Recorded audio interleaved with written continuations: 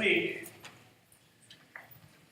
I had to do one of the hardest things that it is for a pastor to do, and that's to resign.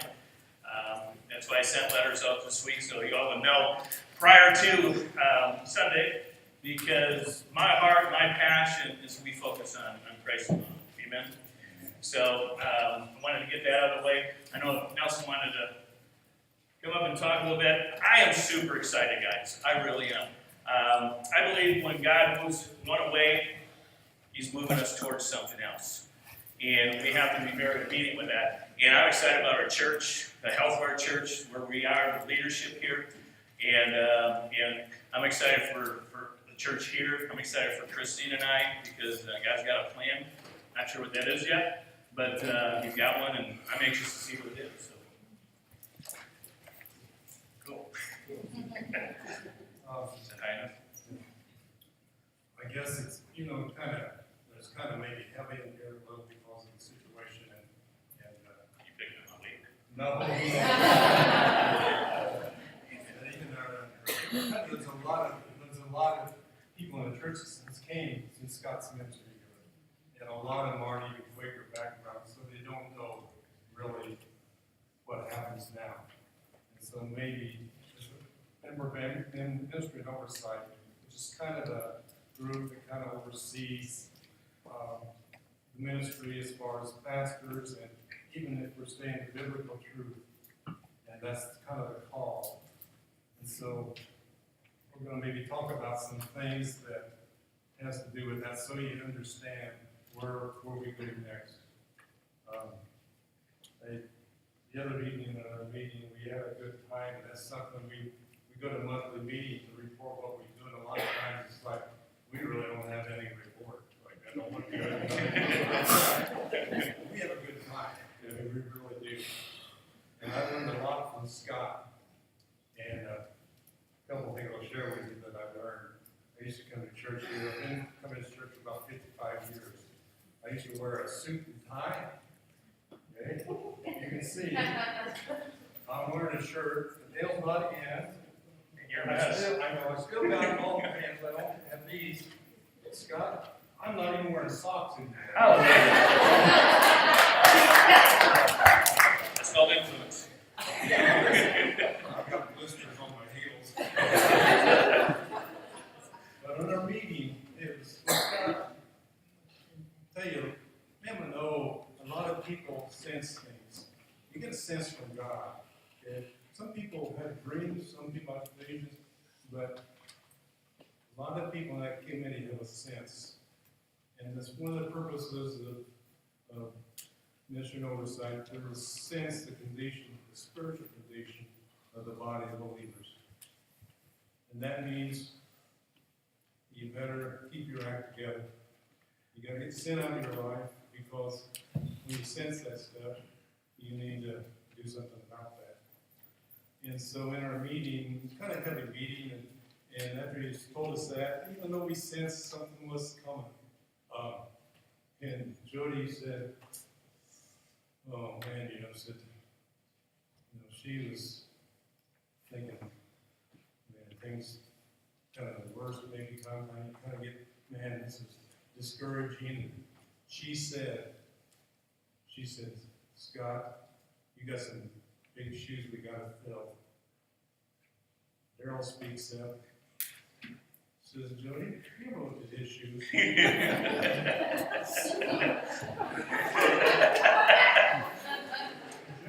Jody's talking. I mean, this is my vision. That's too mine. Okay. Well, does that even make sense? That's easier. That's right. So we started, this isn't so bad after a week, though. I think That's right. we got a little better. I want to tell you what.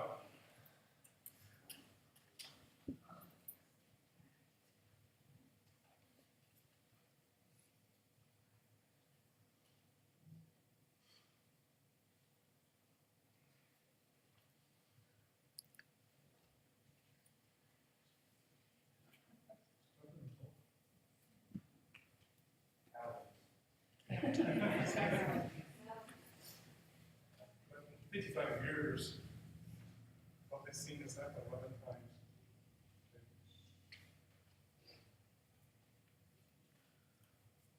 I got no good answer. When God leads, He won't get with us. God leads in 100% confident. God's leading our church. As I look back, 55 years, you fall in love with the pastor. Definitely what Scott has told us, to fall in love with God. Therefore, we feel sometimes. Sometimes it's easy to fall in love with the pastor, but don't fall in love with God. That's where we need to go. As I look back, in 55 years, and several years ago, I took the old directory, went down to people that had passed away. I remember over 100 people back then. It's well over that now. He can't fill his shoes. Never fill his shoes. But God sent another people. In fact, I think it's about 14 years ago. Brad and Mindy, Phil's son, in the hospital, praying for a miracle. Didn't happen. A few weeks later, heart attack died. I've seen so many in this church pass away. I'm telling you, it's amazing when you're with them to know there's a spirit in them, and it goes on. That's what we want to get. Is that we're a spirit with a body, not a body with a spirit. There's a big difference there. This particular place that we're at is the point that, let's say, kind of separates the men from the boys, might say. I've seen it happen. People leave. And then there's times when you leave. Definitely. There's times when you should not leave. Because I've seen, I think I know 100%, in the 55 years I've been here, I've seen precious people die.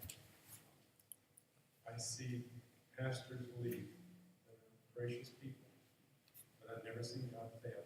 Never once. He won't fail. Therefore, we need to stay. As hard as it is.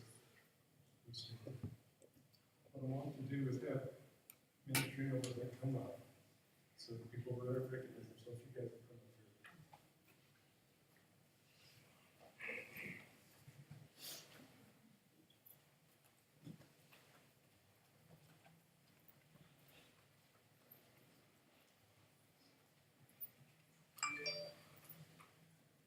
So these are the people that are called by God.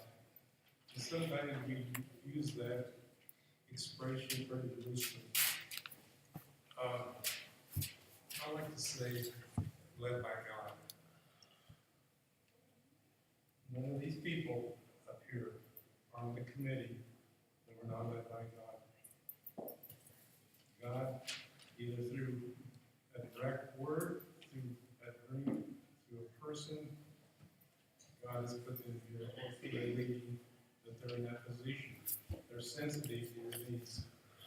Sometimes they even know things before you know them, believe it or not, because they're that sensitive. What I want you all to do is basic people that don't know what happens next. Immediately after Scott said that, we put out to the superintendent, and then tell them what's happening. Don't put names out. Something nice about a Quaker church, there's not a superintendent that dictates what comes here. We've got the right to do that. So you're sensing the Holy Spirit, and you're a body. This group is not the Holy Rollers. They're part of the majority of the church out there, which I think in 1 Corinthians, the 12th chapter says we're a body. You're all important. We want you guys to know that you come to people wherever you can get this to get through it. Something I have found through the problems sometimes. Within us there is a spirit. And it gets confusing in church. Sometimes we use a lot of words that get so confusing. But within us, deep down, the innermost part of us is a spirit. A That's our spirit. There's another spirit that's in us, and this is the spirit of the world. It's the darkness out there that's working in us. There's the other spirit, is the Holy Spirit. In Ephesians 6:1, it says it's a spiritual battle. They're always battling. You think, I'll be 73 in January, you think that battle's quits. That battle's real. That battle's every day. That battle's there. But the great problem that I've had in my life is it's not the pastor, it's not anything, it's easy right now to get on Facebook or anything you want to talk about. Well, frankly, I never liked the man anyway, or say things that I don't understand. Who's saying that? I really have never liked the shoes. That's destructive. That's not from God. Okay? The Spirit comes in, and all good comes from God. And so you battle. So I realize I'm the problem sometimes because the battle, I let the darkness of the world come in and destroy that. And it's in your minds too. Okay, you're battling that all the time. You can get to the point where you trust God. The battle's still there, but the Holy Spirit is in there to help you sort that stuff out. Okay? We limit the power of the Holy Spirit. That's something that Jesus told the disciples because they were upset because their leader was leaving. All they knew was what he was doing when he was here. But he said, you wait a little bit because I'm going to send you something. Okay? It's the comforter. It's that person. It's far greater. That critic was far greater than Scott. Okay? That's where we go to. But you gotta receive that. Okay? Now that's the next thing. When it comes down to the basic thing is, if you don't know that, and good Christian people battle. I mean, it's a battle. Like, shoot, well, I heard Scott's doing this, so I called him. And I called there. You spread that around. That stuff is deadly stuff. It's not from God. That stuff needs to stop. Our world is in hurt. Okay? Downstairs today, we were talking about transgenders and all kinds of issues that are just major issues. Only God can help us. I mean, I want to tell you what. God is alive and well in this church. Okay? All we do is stay there. Stay there. You don't waver. You stay there. And if you don't know Him, commit your life to Him. And there's out in the entrance out here, there's these little daily devotions. And if you've never ever done anything else, get you one of these daily devotions. One is called Daily Bread. One is called The Upper Room. I just, to be honest with you, I like this Daily Bread because I usually like the cover. Okay. The other one looks like cathedrals and stuff. It's like, that's evil. So I get this daily bread. I'm telling you, that's all you do. You just take this daily bread and it's very simple. You just read it and read the scripture. That's all you got to do. There's also an option up here. You can read through the Bible in a year. So you have to do that. Just do that. Faithfully do that. And ask God when you do that, is there something in there I need to learn from? In this part right here, this was Friday. Friday, I was still in my mind thinking, man, we're trying to put the pieces together. Downstairs, work with these kids, and I really got there because this guy here called me. Frank, I didn't like kids. I'll be honest. I love my family, but I'm not like, oh, I'm going to be with kids. And I don't know how many years I've been with kids down because of what He directed me to do. And that's the call. You've got to go and take care of the kids. So what you want to do is you want to know what you can do, and you want to know then when God comes in to do something. One thing I've learned, I like to keep my act together. And I don't like doing emotional stuff here. I really don't. I like my act together. But downstairs, I tried to work things as near as I know to being perfect, because I'm not, that's the way I'm made up. Come up, I guess Jen says, I said, I might be a perfection. She says, you might. Downstairs, and Doug and everybody works downstairs know I'm just pretty particular about how things go. But I failed at first because God instructed us to teach the Word. Let's say I'm responsible for their learning. Just not very long ago we were talking about that. Are they learning? That's God's. Give that to God. He's the one that does that, not me. No.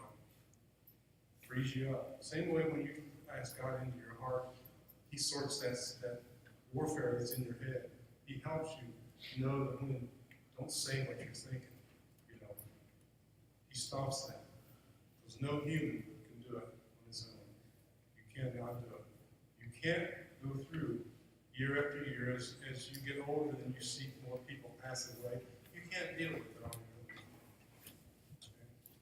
In this little booklet on Friday, it said, spiritual growth occurs when your faith is cultivated. Now think about that. I always heard if you want to be a good sailor, I love the water, you don't learn to be a good sailor on smooth seas. They're rough. We're going through rough times. It's not going to be perfect. We just work through the spots. But as long as we keep focused to God, Scott's whole ministry here was equipping. This might be the time that's the way to It's following with that point. I've never, in my 55 years, seen so many new people and seen the spiritual growth you see in individuals as I do today. God says, I started a good work, I'm going to finish that good work. That means till the day that Jesus Christ returns. We stay focused there. We don't get off. So I want you all to know, here's the committee searching the process to help locate the pastor. Here are the people that are sensitive also to know when that right person comes. And God sure is going to hopefully give us a man in suit and tie, straight and laced. He's probably going to, close to what we have, because that is the ministry. As much as I hate to say, I don't like his shoes. I don't like his shorts. I don't like his t-shirt.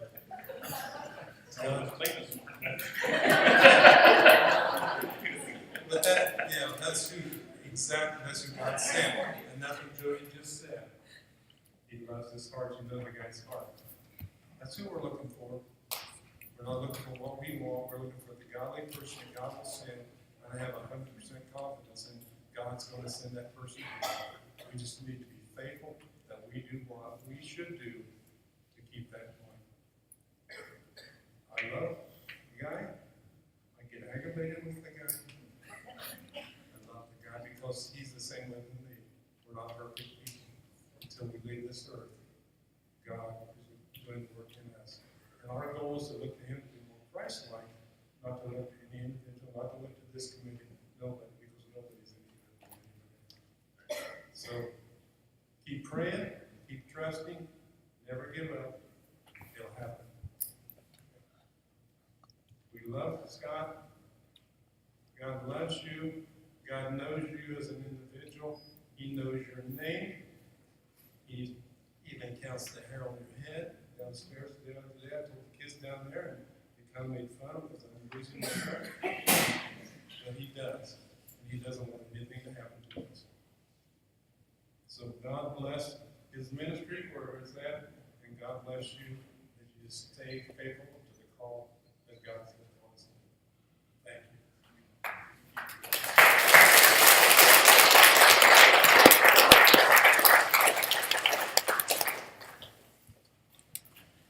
Oh, yeah, I'm still preaching. Thank you, Nelson.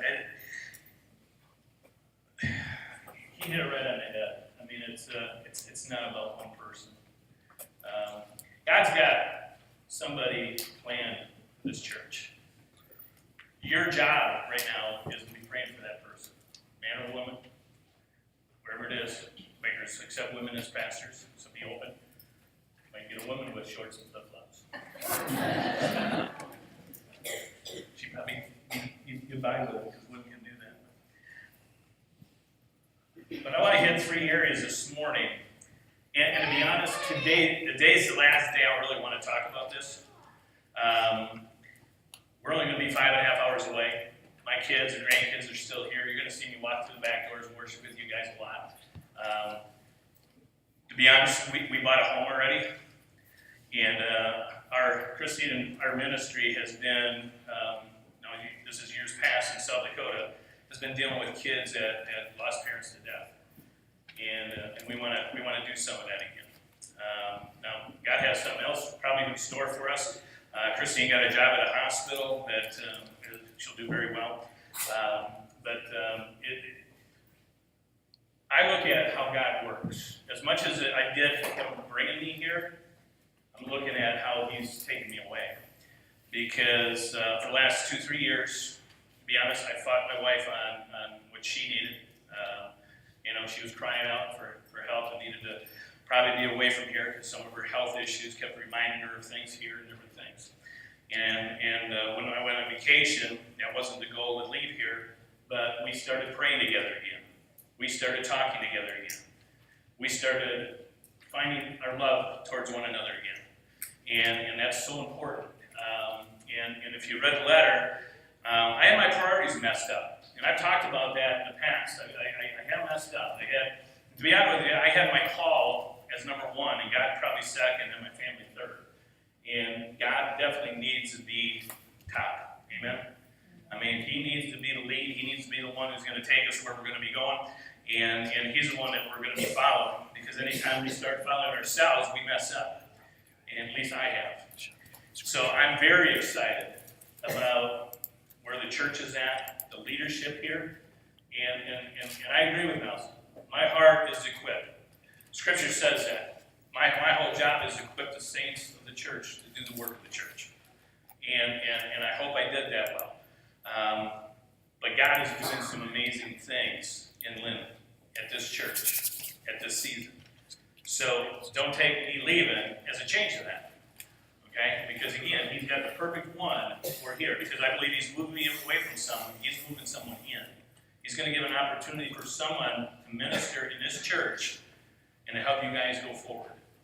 Now, you can be glum about it, you can not like it, whatever. The fact is, it's happening, it's what God has called it to happen, and we need to be followers of that. And I'm excited about it. So how do we do that? Again, I'm going to look at Scripture and how we do that. Again, I'm going to say this very, very clearly, hopefully. I'm not a big one for big parties of leaving when I leave. I don't want that, so please honor that. I want to do ministry up until I leave on the 17th. And the 17th, we have Friends Day.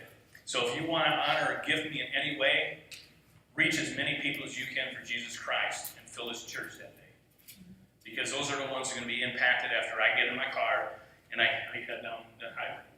Okay? My prayer continues to be for this community that 100% of these people receive Jesus Christ. And the only way that they're even going to be introduced to him sometimes is with Friends Day and stuff like that. So I want balcony packed. I want everything packed. So be inviting. Start today inviting people to be at Friends Day. Because that's where the impact comes. And when people know that you care enough to invite them, if you want to think that you're doing it for me, great. Do it for the Lord, okay? Do it to honor him. Because, again, I'm a servant. And that's why you've had so many pastors in the past. Their call is to go preach the gospel of Jesus Christ until their time is up. None of the disciples lasted more than 3 years, most of them, at any given church. They helped build the church, they helped develop it, train leaders, and they were called to the next thing, and someone else came. And Paul says that over and over again. He told the church, hey, I'm sending you Timothy, or I'm sending you Titus. Please take care of them as you what? Did me. So I'm going to, don't be not treating the next pastor decent because I'll come back here and I'll kick some butt. Paul wrote letters. I'm mobile. I can come back. So let's look at this. How are we going to, what do we need to do in a time as such is what we're looking at. I believe there's 3 elements. We need to look up, first of all. We need to look look around, and then we need to look forward. And the first thing is to look up. Psalms 121, 1 through. Well, let's go back. Let's go back. Take that off. Okay. Erase it. The day Marissa had her baby in South Dakota, the guys aren't allowed anywhere near that stuff, but she had a cesarean anyway. But I was sitting and I was praying and I was reading scripture. And this is kind of when things started rolling a little bit. Philip came to my mind. Does everyone know the story of Philip? I don't want to take time to read the whole thing. But, Acts 8 has a story of Philip. And pretty much Philip was at a church, and the church was going great. It was after Pentecost. Things were popping, things were happening, people were coming to Christ. I mean, there's all kinds of things. And then the Lord came to him and said, Philip, I want you to go down to this desert road. Philip said, okay.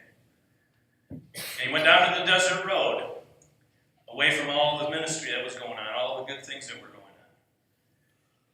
And the Lord said, just pay attention when you're there.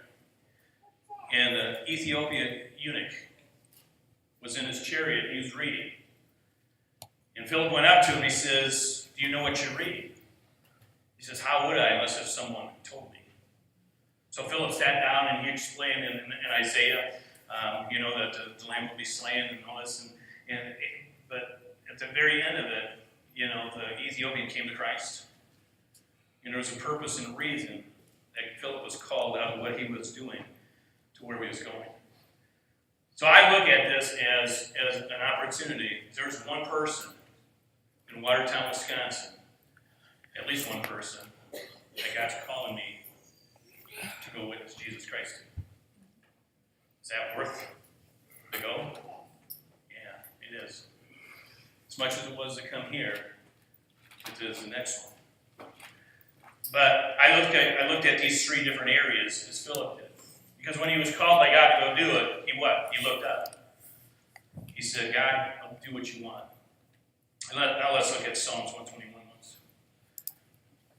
It says, I lift my eyes to the mountains. Where does my help come from? My help comes from the Lord, the maker of heaven and earth. That's the bottom line. Where is my eyes focused on? On heaven. Turn your eyes upon Jesus. That song that we did this morning, I love that song. Even though it was a hymn, I love that song. Because it's telling us exactly what we need to do. We need to turn our eyes upon Jesus. It's nothing that we're going to do. The elders that came up here a little bit ago, if they don't turn their eyes upon Jesus at such a time as this to find the right person to minister to you guys, shame on them. If you guys, as congregations, do not turn your eyes upon Jesus and seek him out, and you know that your help is going to come from him, shame on you. If we all turn our eyes upon Jesus, and we're all praying and all finding direction from him, do you not think God is going to finish that work that we're talking about? You bet he will. You bet he will. And he might not dress the same, he might not look the same, particularly as a woman. He's an ugly woman. But you got to be positive, guys. This is Jesus' work here. You are all called to be priesthood of all believers. You are all ministers of the gospel. That's what Quakers firmly believe. God just hasn't called you guys to pick up and go across the country somewhere to do something different. He's told Ashton, he says, you pack up and you leave town and you go to school and you learn. He's called 3 other kids out in Berkeley right now to go to ministry. See, those are things, those are the celebrations that this church has to look at. We have 4 young people that have answered the call to ministry in this church in some way or another. That's the victory. That's what we need to look at and say, you know what, I want 6 next year. I want 7 the year after. Over almost 30 years of ministry, and this is not bragging, because I'm super proud of it to come alongside young people. But with these 4 here, that gives me 32 young people that have gone into ministry over my 30 years of ministry. That's what I do this for. Equipping them to do the work of the church. I love that. I'm marrying a kid out in North Dakota. He's one of my first youth that I had in South Dakota. He's a farmer. He farms thousands and thousands of acres I mean, their family is one of these big farm kids. You know what he does on his spare time? He's the youth pastor at the church that I served when I was over there. And he pours into these kids. That's a legacy looking back, if you want a legacy at all.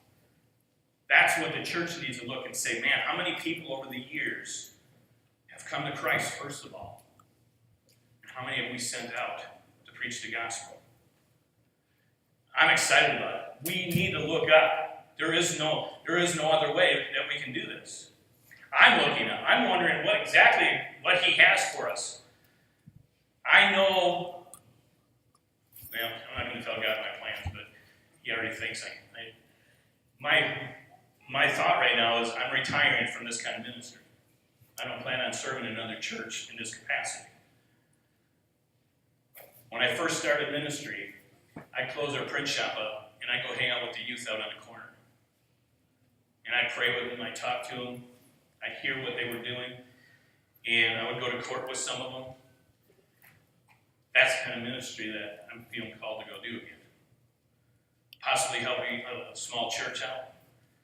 But the whole time, my eyes are going to be focused on Jesus. Because I don't want to do what I'm going to do. I want to do what he wants to do. And who knows, you might not be done with me yet behind, well, there's no pulpit, you know what I mean. The next thing we need to do is look around. Hebrews 10, 24 and 25. It says, and let us consider how we spur one another on toward love and good deeds. Not giving up meeting together, as some of you are in the habit of doing, but encouraging one another, and all the more as you see the day approaching. That's you guys. You see, as we're looking up to Jesus, we have to look around. You have to be noticing people if they're gone that Sunday. You have to notice if they're starting not to come. You've got to find out why that is. And I'm telling you, if anyone packs up and leaves this church because I'm leaving, there too, I'll come back and kick some butt. Because that's not a reason. Because then you were following me, not Jesus, and I failed. I failed as a preacher. I failed as a man of God trying to preach his gospel, if that's what you were following. Do not do that. Look around. Look around at the gifts and the talents and the relationships you have here. This is a church family. And that's the only way we get through things, right? Is with family. And that's how we encouraging one another. And find an accountability partner. I'm going to encourage you to find an accountability partner about being here at church, about meeting here, about praying for the next pastor, about praying for your elders, about praying the things that you need to be doing. You know, if you have a hard time seeking and looking your eyes upon Jesus, find someone who can help you.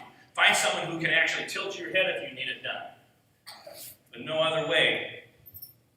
Keep your eyes focused on Christ. Now the next thing is looking forward. We have to look forward. One of the things I think I drove our M&O crazy with is I was always constantly looking 3 months out and 6 months out and saying, we need to do this now and do this now, because I'm not a real patient person, you know. But I could see the vision down the road. We need to continue doing that. We need to, as a church, look at that. And you got Job 17:9. It says, nevertheless, the righteous will hold to their ways, and those with clean hands will grow stronger. You will grow stronger. As you move forward, you will grow stronger. If your eyes are focused on Jesus Christ, you will get stronger spiritually. And then all this other stuff doesn't mean anything. Because if your relationship with God is that tight, you're going to understand the call of ministry. And I'm going to encourage you to do that. Pray that you understand the call of ministry. When God sends you someone, he's not there a lifetime. See, all you guys, most of you who grew up here, God called me to come to you. I'm actually going home. I'm going to be 45 minutes away from my mom. Don't tell her that. I'm going to be 45 minutes away from her. And I'm excited about that. I really don't see my brothers at all. We're going to be 5.5 hours between here and 6.5 to South Dakota. So we're really in the middle of all our kids. Really easy to get to. And I'm excited about that. I'm looking forward. I'm looking at what God has next for me. I'm trying not to get ahead of them. Don't get ahead of them. But look forward. Look forward to what God has for you. Be righteous people. Be ones who are right with God, and He's going to take care of everything that we need. I want to come back here in a couple of years. And I had a sense a long time ago that this church, and it's not about numbers, but it is. It really is. Because we want to reach as many people as we can to receive Jesus Christ. So with that, they need a home to come to. But it's not about numbers, just saying, oh, look at how many people we got. But I believe in a couple of years, this church is going to have over 300 members, people coming to it. If what? You guys stay focused. If you guys keep your eyes upon Jesus, if you're praying for your pastor, if you're keeping each other accountable, then it's going to happen. Jesus is going to do what He's going to do. We just got to be willing people to go forward with it. Much is given, much is expected. Just remember that. Look to Jesus. Look to Jesus. Look to Jesus. And we'll be fine. Every one of us. And I appreciate the encouragement. I love every one of you guys. Even the ones who don't agree with stuff I do sometimes, I love every one of you. And my heart's breaking to leave here. Now, I'm not a crier. I'm sorry. And I'll do my own crying. I did when I left Spartanburg. You know, waiting until everyone was gone, and I didn't stop crying until I got to Tennessee. And it's hard. It's hard. It's hard leaving. You are my family. Spartanburg is still my family. Wesley United Methodist Church is still my family. LaVolt in South Dakota is still my church family. I stay in contact with a lot of people yet. I get a lot of prayer requests from a lot of different ones. Ask Linda. I get them, I send them to her, she sends them out. You've got them from South Dakota and all over. All in my life has been to be mobile. I pray like nothing else that he's just okay with me just doing not a whole lot in Wisconsin for a while. Pray for your pastor when he gets here. Okay? I have many of you that pray for me, and I appreciate that. This is a very tiring job. And part of my decision was that I'm just tired. And it's a tired you don't sleep off. Because it's emotional. I've done it for 30 years. And when I don't see productivity, then I know God's ready to do something different. And He is very clear with Christine and I praying.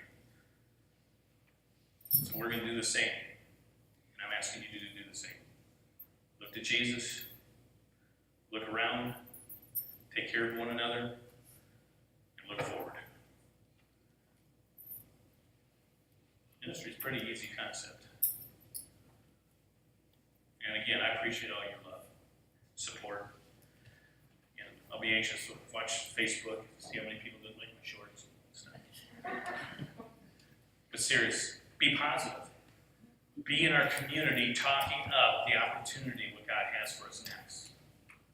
Don't be talking, oh man, I don't know what we're going to do. Like, that's baloney. That's baloney. It's no different than a ball team get a new coach. You know? You take it, you learn,